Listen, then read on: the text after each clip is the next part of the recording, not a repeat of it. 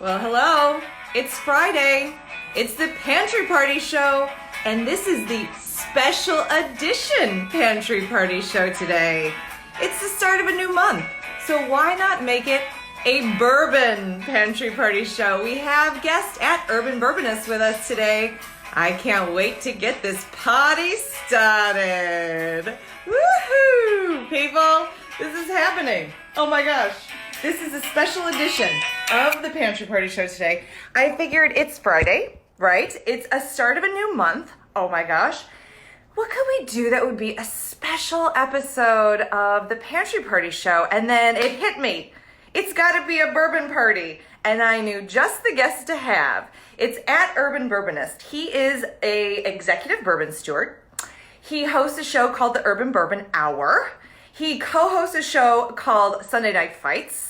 And he happens to be my husband. So I am very excited to talk today about stocking a bourbon pantry with the Urban Bourbonist himself. Let us get him in here and chat all things bourbon. Holds, please. Holds, please. Oh, here we go. With Urban Bourbonist. Here we go. Here we go. And hey, Catherine, thanks for joining. I love your laugh. Oh, hey, Chris, hang on, hold up. I gotta twist my camera around. Hey, Urban Bourbonist, nice Hey to there, see you. I love her. You just said hi, lover. I love that. Thank you, babe, for being a guest on the Pantry Party Show. I have actually been begging you to do this for weeks, and finally you gave in. Why? Why'd you finally give in? Because you've been asking me for weeks. You know what? If we learn something from that is persistence pays off. I actually learned that from you, Chris. That's right, you gotta be persistent, but Gotta thank be you for having me on the show, even though I'm just one room over from you right now. I know, can you hear? I can hear you a little bit. Can you hear me? Yes, yes. I'm a loud talker, so we all know that. Okay, so here's the first question that I'm going to kick it off on our special episode of the Pantry Party Show, Bourbon Edition, is at Urban Bourbonist. Why bourbon? Because as a backstory for everybody, you used to be a major craft beer guy, and then one day I looked up and we had about 200 bottles of bourbon, and you started drinking bourbon. So what's up with the bourbon? Well, the whole reason I got into bourbon, as you know, is that I was big into craft beer and was always had a well-stocked fridge with craft beer, and it just sort of started to get to be boring to me, and also started to get to be like the term "jump the shark," where that's an old Happy Days term where the Fonz actually jumped a shark on the show, and then people were like, okay, the show is ridiculous at this point. But that's what it kind of felt like for craft beer for me, because all of a sudden there was all these crazy expressions of milkshake IPA, chocolate cake stout this, like all these just crazy flavors that just, it started to be just too much, and I couldn't keep up with it, and I just felt like none of the stuff tasted all that great, all these crazy things that were coming out. So I was like, well, what else is out there? And, Steve, my brother. Yes, I know your brother. Yeah, your brother-in-law, he was big into whiskey, so he said, hey, why don't you try, looking into buying a few whiskeys and taste those and see if it's something you like. And he gave me some suggestions because he was kind of into it. And then I just got bit by the bug. And like you said, I went from like a couple of bottles that I had just, to have whiskey around the house to now a lot more than that. Okay, so, I mean, is it true that, like, literally I woke up one day and there were hundreds of bottles? I mean, how big do you think your collection is right now? Honestly? Yeah, because you guys. I go into his closet to maybe, like, put something away. I see bourbon bottles shoved in, like, the shoe rack. I go to try and find the remote control for the TV. I see bourbon bottles shoved in our TV thing. everywhere I go, there are bourbon bottles shoved everywhere. We have a closet, it's like a storage closet. Bourbon bottles everywhere. I try and pull something out, bourbon bottles fall all over me. So yeah, how many bourbon bottles do you think you have? Well, there's less than 200. I don't know about that. There's less than. Everybody's laughing. All your bourbon friends are laughing because it is, you guys, it's true. They're everywhere. They're shoved in Yeah. everywhere. I mean, there's less than 200, but there's more than 150. So let's say that. Okay. So it's somewhere in that range of 150 to 200, and it's under 200. Fine. So, all right. Well, anyway, I know you have a passion for this. I've seen it firsthand of just like how, I mean, we call it nerding out. Like, I'm like, you are totally a nerd about bourbon. You read about it, you think about it, you talk about it, you drink it all the time. So anyway, when I think about this passion that you have, what do you think about telling somebody who maybe like me even, who's watching this episode of the Pantry Party thinking, I don't think I really like bourbon. Like, what do you tell somebody who doesn't think they like bourbon? yeah, people say that all the time, and I would say you have to try. You have to try it, and you can't just try one and say you don't like bourbon, because there are seriously hundreds, thousands of bourbons, of whiskeys, American whiskey. So the key is to try it until you find something that you like. And the best way to do that is either have a friend like me that has a whole bunch of stuff that you can try. Are you campaigning for more friends right now? You're like, you can all be my friend. So yeah, find a friend that has a very good collection that they'll let you sample. Whiskey people are great about sharing their collections. As you know, I'm always sending samples and receiving samples from people. If you don't have a friend that has a huge collection, the alternative is once we get past all this pandemic stuff, is to find a bar or a restaurant that has a good selection of whiskey and just go in and try it. But the key is to talk to the bartender or talk to someone there that knows what they're talking about. Kind of give them an idea of some things that you like flavor-wise with food, or if there's something that you like about beer or wine, and ask them if they can make a recommendation, and then start there, and then kind of go around the list that they have and just try different things, and find something that you like, and then you can go from there. And yeah, like Jaron said, go somewhere where you can do a flight. Just like all these craft beer places, most places will do flights of whiskey. They'll do a half ounce or a 1 ounce pour of it, and you can try a lot of different things and kind of figure out what you like. And even start like looking around online and on Instagram and social media, and find someone that you trust their opinion, and try things that they suggest. Well, and I think that's a good way to go.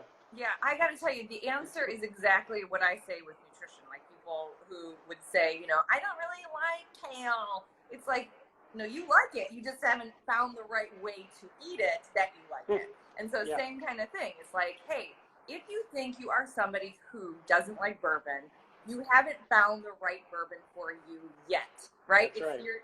It's really, I think, a very positive message and kind of fun. And I like the idea of like, when this is up, going to get some flights and testing them out and making it fun as opposed to intimidating. Because I feel like, anytime, whether you're talking about wine or whiskey or craft beer or whatever it is, it can be overwhelming to begin. So that's why I wanted to have you on today, to really sort of dip our toe into this idea of how would somebody start a bourbon pantry. But before we could actually go into your picks, one of the things that I think is important is, and I still need a tutorial about this, is whiskey, bourbon.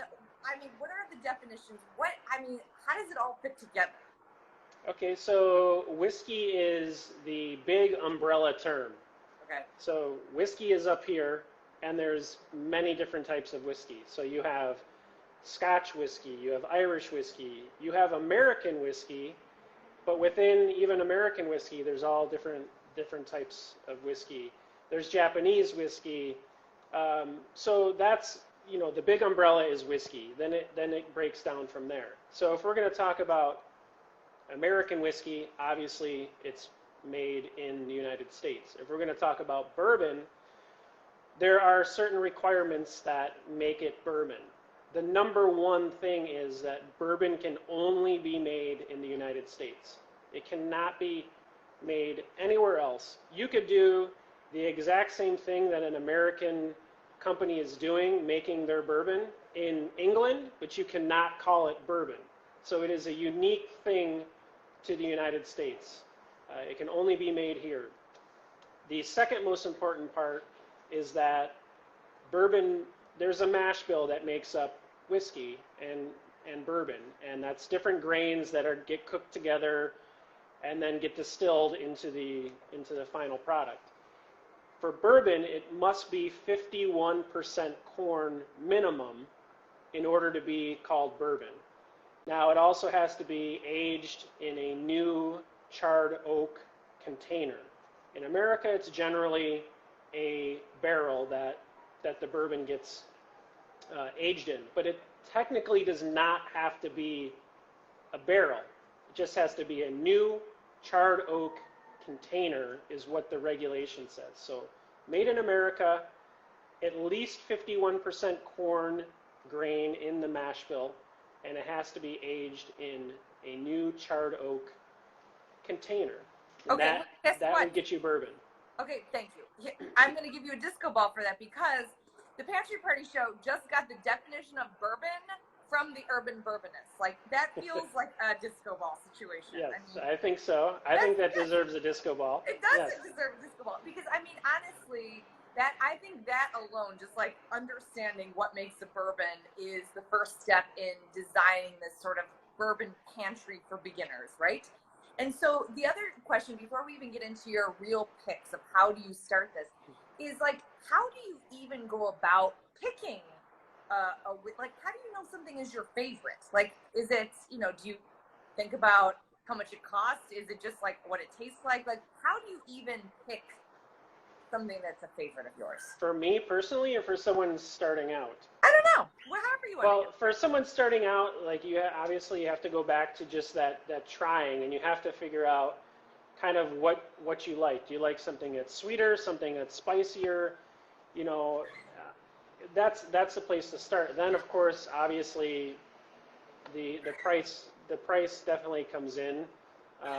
So there's such a wide range of things on the shelf. So once you figure out what you like in terms of a taste profile, then you have to start figuring out how much do you want to spend. Yeah. So that kind of leads into like what I picked to like start out a at-home whiskey bar. Good. And, I love and this that. is, An at-home. Well, it's called now. So we're calling it at-home whiskey bar. yes, and we'll call it an American whiskey bar. The reason being is I'm going to show 2 bourbons and 1 rye that I think are really good options for someone who's just getting into whiskey, American whiskey, bourbon, to start their bar around. These are really good options. They're very affordable. They can work drinking them in any number of ways. Just neat, where you just pour it in the glass and drink it with an ice cube. If you want to do it in a cocktail, these all will work for all of that. So, and go ahead. Well, I was like, oh my gosh. Okay, so I want to see in your whiskey pantry, please. But I heard you say ice. Maybe I'm getting ahead of myself, but what is the rule? Like, do you have like a sort of rule of thumb? Like, I do like to have whiskey with an ice cube, but I've noticed you don't drink whiskey often with an ice cube. I don't ever drink it with an ice cube. So tell me about that. Unless it's a cocktail. So drink it however you want to drink it. Some people want it to be chilled when they drink it. Some people don't like the the heat that they're getting from the alcohol. So, of course, an ice cube will help with that because it'll start to melt in the glass and kind of dilute the drink. It'll bring the proof of the alcohol down, and it will make it a little bit easier to drink. You could also take a little bit of water, and you could put a little splash of water in there to kind of even things out or kind of reduce the alcohol level if it's drinking a little too hot for you. But really, drink it however you want it. I love that answer, Chris. At Urban Bourbonist, if that isn't, again, trying to be less intimidating about this topic, right? It's like, oh, you know, people get very snooty about things, and it's like, yeah. I would never do that. Oh. It's like, There's no, what you're saying is like, lean into how you like it, and you won't be judged. And I will tell you this, that bourbon community that I have been introduced to from watching you host your Urban Bourbon Hour and from co-hosting the Sunday Night Fights, I have never seen a community of people who are so generous and thoughtful and loving and community-based. And so I feel like that is true how most people would say in that community. It's like, drink it how you like, no judgment. Yeah, I mean, there for the most part, that's what you'll hear. Of course, you know, there's people that have their strong opinions about how you should be drinking it. But honestly, to me, I don't care. I mean, if you want to drink it with an ice cube, if you want to drink it with Coke, I don't care. I mean, whatever you want. Just no Coke in the Pappy. Yeah, I mean, people do it, but yeah, that's a whole other thing. Okay. But well, hey, should we dive into your whiskey pantry? Yeah. Now? So let's dive into it. So I selected 2 bourbons and 1 rye, and what I think is cool about this is if you're just getting into whiskey, you don't want to be spending a ton of money to, you know, start out your bar. You want to have some staples that will work, like I said before, if you want to drink it neat, with an ice cube, in a cocktail, and these will all do it. So I'm going to switch the camera around. Okay, good. I'll give you a disco ball for the idea of what we're going into right now. The beginner whiskey pantry, or your whiskey bar. Yeah. The beginner whiskey bar, and I do want to mention that all of these can be purchased, the 3 of these together, for under $70. What? I'll give you another disco ball, sir. That's so not even under 100. You can get these for under $70. That's thoughtful. I feel like that. Thank you for picking things that are thoughtful, because you know what? And in all honesty, right? People do ask you for this advice all the time. You know, over Father's Day, over holidays, people are like, oh my gosh, I want to buy bourbon. I want to buy whiskey. Where should I start? Like, this is the answer, people. Stay tuned. Like, let's see. All right, here it is. Here's the big reveal. Oh, that looks nice. Okay, so let me just, can you see everything here? Wild Turkey 101. I even know that bourbon in Indiana. Yeah, I know that. so it's there. I'm going to go over here. So the first one that I'll tell people is, this is Buffalo Trace. It's a 90 proof bourbon. Now, the reason why I'm also choosing these is because they're all very available.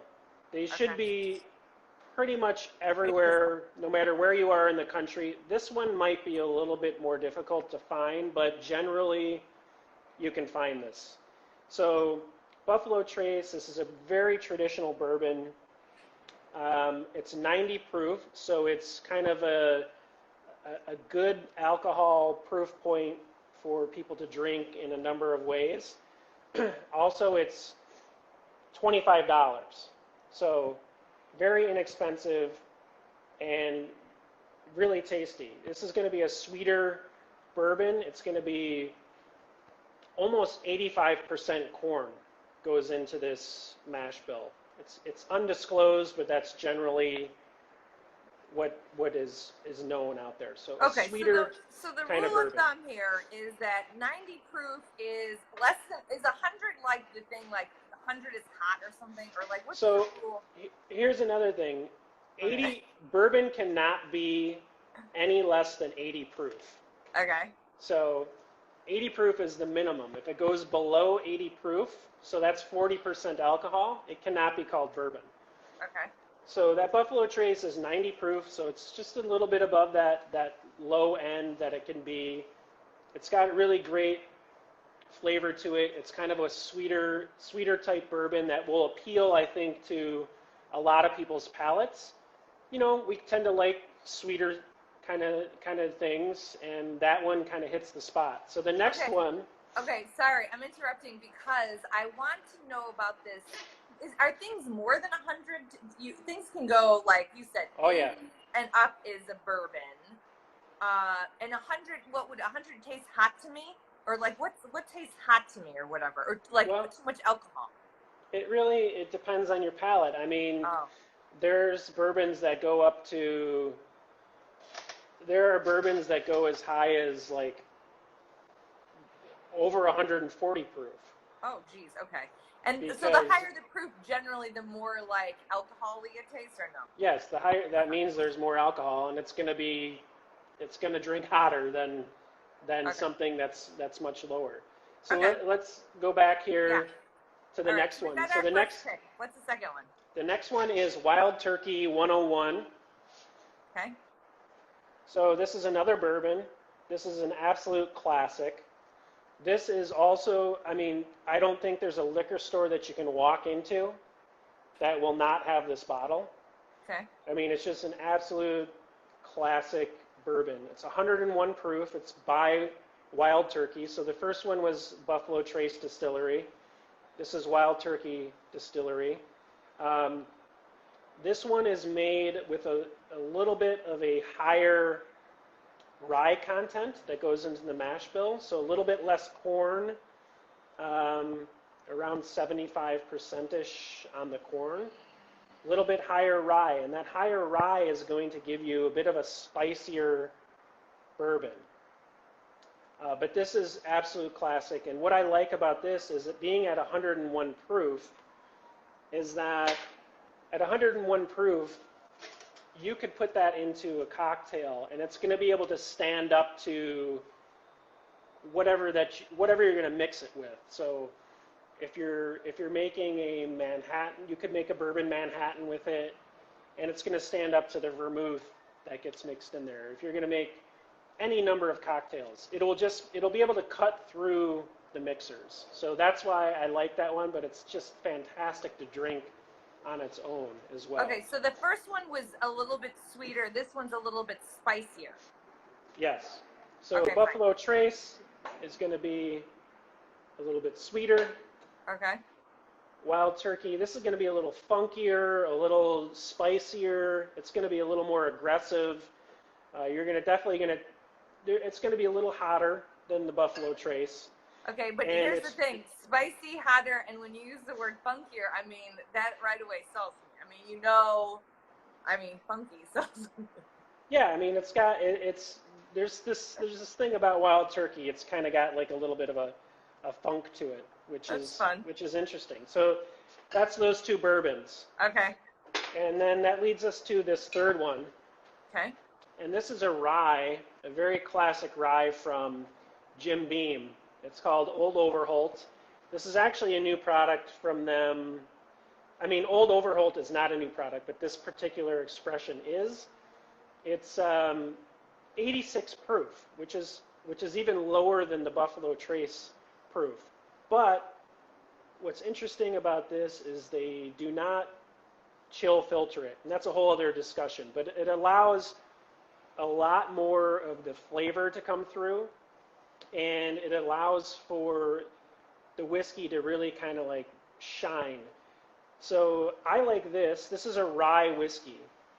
This is fantastic for cocktails, especially like a Manhattan cocktail.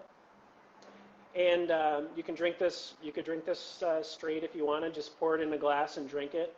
But I wanted to include a rye too because this is another popular expression in American whiskey. And what a rye whiskey means is that instead of the bourbon is 51% corn minimum.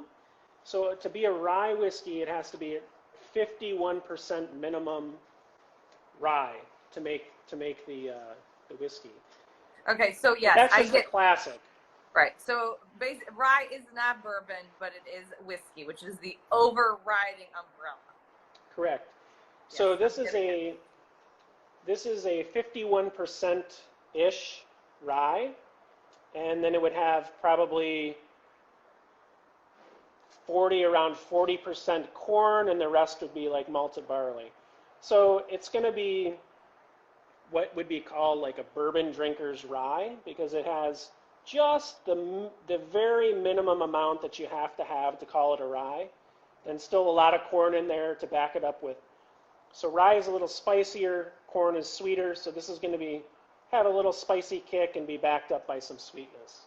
So okay, these well, three, I love it. Here's what we got a comment on. Are you offering curbside cocktail pickup? if you're in Chicago, talk to me. Well, are you going to make us a cocktail, or are you going to stick to your guns of just drinking it straight out of a glass? Well, I could make a cocktail, but I actually forgot to get everything together. But I could get it together real quick. No, I mean, it's up to you if you want. I mean, I have read your Instagram of like the quickest way to make a cocktail is just pour 2 ounces in a glass and call it a day. Or what is that? What you say? Yes, that's what I say. Well, let me just do this real quick. So one of the most classic cocktails that you can make with bourbon is an old fashioned. And so here's a couple other things that you could have on your bar. Oh, hey, Nut. Is he coughing? He wanted to say hi. No. He heard So a couple other classic things that you can have on your bar to make an old fashioned is bitters. Okay. Okay, so you make an old fashioned typically with orange bitters or kind of an aromatic, just a general bitter. Okay. And what you're doing is you're going to take bourbon.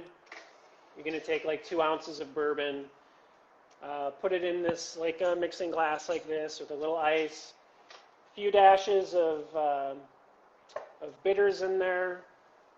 If you want, depending on how sweet you like your drink, it's typically made with a little bit of sugar, a little simple syrup. And you mix that together, get it real cold, pour it into a glass with a big thing of ice if you want, and then take a slice of the orange peel and kind of express it over the top of the drink and throw it in there. And if you'd like, you could add a little cocktail cherry in there as well. That's kind of like a basic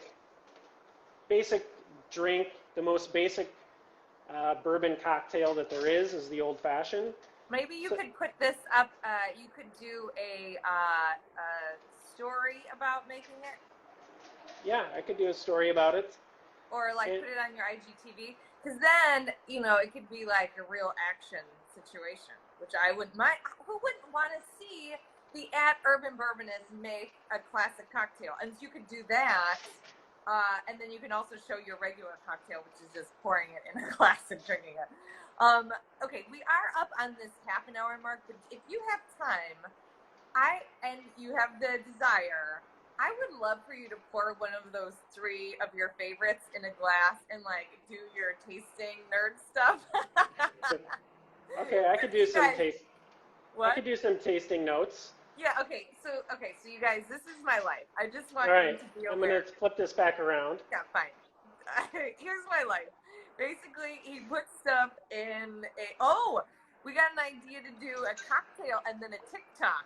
Yeah, I feel like that's in our cards. We have some very incriminating bourbon tipsy TikToks. So I'm gonna pour some Wild Turkey 101. This is one of my favorite do it all pours. You just daily drinker, just go to this. It always delivers a great drink. Okay. So there's my cocktail. That's the best. There's my cocktail. All right, so I'll put this up here and talk just quickly about it. Okay, fine. Because at the end of the day, everybody, this is my life. He pours drinks in his glass, and then he nerds out about all the different flavors that he smells, tastes, and then whatever that afterburn thing is that you talk about. That's the finish. So finish, yeah. Yeah, when you're drinking whiskey, there's generally 3 things that you're talking about. You're talking about the nose. That's just what it smells like, the aromas. You're talking about the palate, and that's what it tastes like. What kind of flavors are you tasting when you drink it? And then the finish. What's happening as you swallow it? Is anything else, any more flavors coming out? Is there heat? Is there spice? Like, what's happening? So first off, when you look at this Wild Turkey 101, it's got like a beautiful, like, kind of honey amber kind of color to it. Yeah. Well, I will say, sorry to interrupt, but Bourbon Man wants to see your TikToks. And are those the Libby glasses? These are the Libby bourbon glasses. This is my favorite glass to drink from. You can see, I think you can see like how it's kind of sticking to the side of the glass like that. Nice like sheets on the side of the glass and then some legs kind of dripping down. So on this, like when I smell this, there is definitely like kind of like a, should I flip the camera back around? Yeah, I gotta see you. I was gonna tell you to flip it because I'm trying to tell people this is my life. I'm just watching you taste things and be like, this is like a donut. This is like hay. This tastes like a red hot cinnamon candy. This tastes like bread. All day, every day, tasting notes. Yes. Well, bourbon is very, I mean, it's complex. So on this one, like I smell like right off the bat, I smell like toasted bread, a little bit of Wild Turkey kind of has this spicy kind of note to it. So there's like clove, kind of like a clove note to it, a little bit of cinnamon. I even smell like, in addition to that toast, like kind of like a pie crust. See, there we go. This is that actually, I don't know. It's my favorite part of bourbon. Really and truly, my favorite part of bourbon is those tasting notes that are crazy, like the pie crust. You've got Bourbon in Indiana recognizing your Magnum PI shirt, as well as Bourbon Man. Thank you for the wife camaraderie. Yeah. So it's got this. It just got this really nice kind of spice note to it.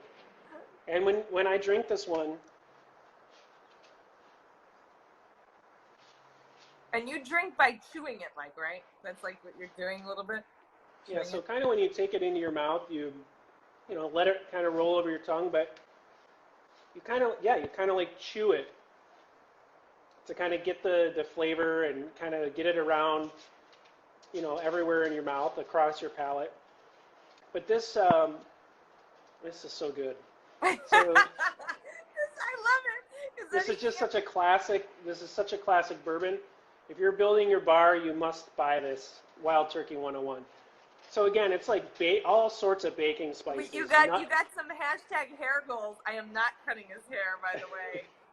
And that is his bourbon community loves his hair. So the flavors on this, like nutmeg, cinnamon, there's a little bit of chocolatey kind of flavor to it. There's a nuttiness to it. There's like even like a cooked kind of sugar, like a caramel toffee kind of note to it. And then the finish on this, like as it goes over your palate and you swallow it, it has like a really nice like light kind of burn to it. And then like those spices kind of like come back. It's like a really bright spiciness to it. I mean, I can't say enough good things about Wild Turkey 101. It's a must-have bottle if you're starting out your whiskey bar. It's just a bourbon you need to buy, and it's like, what did I write down? It's $22.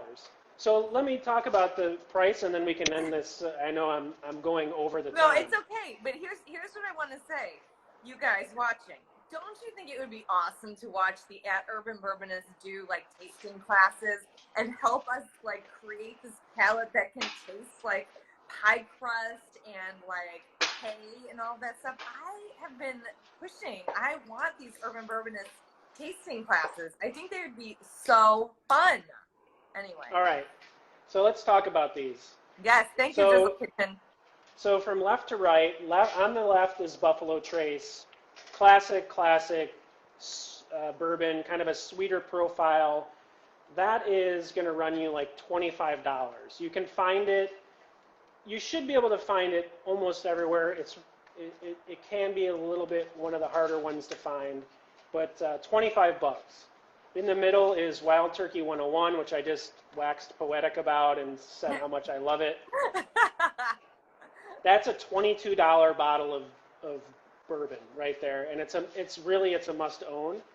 And then on the right is the newer Old Overholt straight rye whiskey from Jim Beam. That's an $18 bottle of whiskey.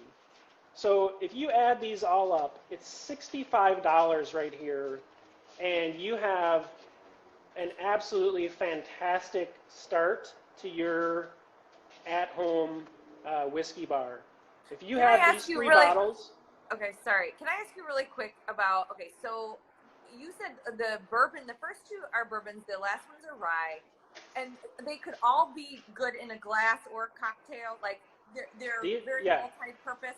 That's why I picked these, because these are do-it-all bottles. You could drink them all, just pour it in a glass, drink it. You could pour it in a glass, put in some ice. Pour it in a glass, drop in a few drops of water. Put it in any one of these could go in an old-fashioned or a Manhattan. Those cocktails, you can kind of switch out the bourbon and the rye. Manhattan is typically made with a rye, but you could do a bourbon especially with Wild Turkey 101, because it's kind of spicier. But these are do-it-all bottles. They're available everywhere. You should be able to get these no matter where you live in the country. Walk into most any liquor store, they'll have them, and you can buy these for under $70. And if I walked into your house and you said, "Oh, I just started my bourbon collection and I saw these three bottles," and I'm not anybody, but I'm just like, I have a lot of whiskey. But if I came in and you told me, "Hey, this is how I started my whiskey bar," I would be super impressed by this, and I would gladly drink what you were offering. I love that. You get the stamp of approval from the Urban Bourbonist. Hey, Chris, you did a very good job. I love your lineup. I love that it's so accessible. I love that it's a price point that people can actually lean into. I love that it's a mix of like that sort of sweeter and spicier thing. I really, you got a bourbon man saying impressed, and I think you did such a good job of helping us beginners, right, feel less intimidated by this whole thing. Do you have any final words of wisdom, or otherwise, I just need you to tell everybody where they can get more of your bourbon genius?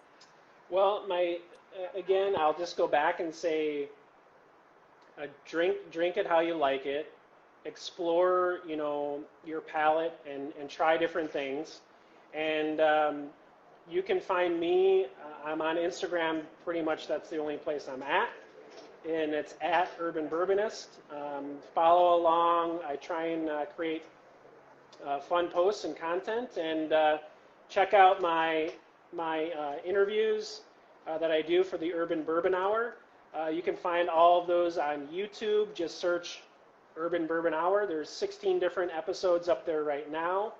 My next interview will be May 8th. I'll be interviewing Steve Nally and Dan Calloway from Bardstown Bourbon Company. May 8th, that'll be 3 o'clock. It'll be a special afternoon edition of the Urban Bourbon Hour. It's usually at night. Yeah. But that's the next one coming up on May 8th. Check out all the past interviews on YouTube and right here on Instagram at Urban Bourbonist. Oh, yeah, and hey, Bourbon Man, thanks for that. Go vote for him today at Bourbon Finds. He's in Okay, I'll plug that. So yeah, thanks, Bourbon Man. If you check out at Bourbon Finds on Instagram, he's running a fan favorites contest for Instagram pages right now. If you go to his stories, I'm up against another great account today. I think we're actually tied or back and forth right now, so I do need your vote. So go to at Bourbon Finds, go to his stories, and vote at Urban Bourbonist. But that's all for me, and thanks for having me on the show.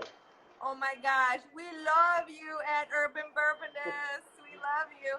Hey, thanks for coming on, and a really great job on the special edition of the Pantry Party Show, starting your own whiskey bar with at Urban Bourbonist. Thank you so much, babe. Thank you. Bye. Bye. All right. Hey, that was another great week of the Pantry Party Show. It really ended with a big bang, learning how to stock your whiskey bar. We had my husband at Urban Bourbonist on, and next week I have an entirely new week lined up of gurus talking about how they are stocking their pantry during this pandemic. So anyway, I hope you're having a very healthy and safe and fabulous weekend ahead. And until next time, sending you big love, high immunity vibes, and lots of kisses. Bye. Thanks for watching.